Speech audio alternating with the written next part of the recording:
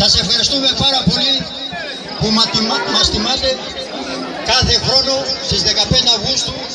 Έχουμε από το 2000 που γιορτάζουμε τη γιορτή. Και αυτή τη γιορτή θα τη γιορτάζουμε κάθε χρόνο και κάθε χρόνο καλύτερα.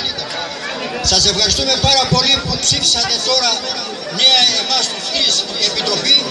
Μαζί με το Σύλλογο θα προχωρήσουμε, σας δίνουμε το λόγο, θα προχωρήσουμε πολύ καλά. Και χρόνια πολλά για σήμερα. Θα σας πει δύο λόγια για το Σύλλογο.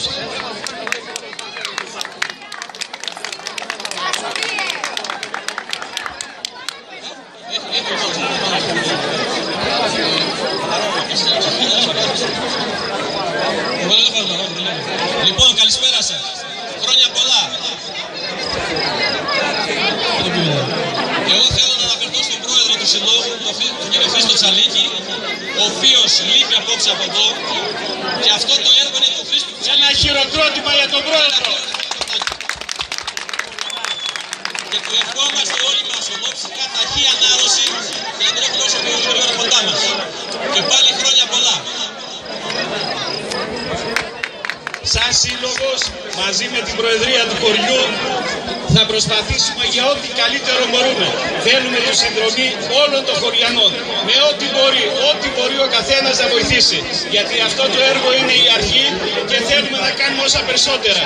Αλλά τα περισσότερα τα έργα δεν γίνονται με λόγια. Γίνονται με χρήματα. Και τα χρήματα πρέπει να δώσει όλος ο κόσμος. Και ζητάμε την ενίσχυση. Από τα λιβάδια εδώ και μέχρι τη συνδρομή όλων των πατριωτών που είναι στην Ελλάδα και όπου είναι παντού. Σας ευχαριστούμε πολύ. Καλή διασκέδαση και ταχύ ανάρρωση στον πρόεδρο. Τώρα θα χορέψουμε όμορφα και καλά και να με έχουμε υπεύθυνα εδώ σαν πέρα.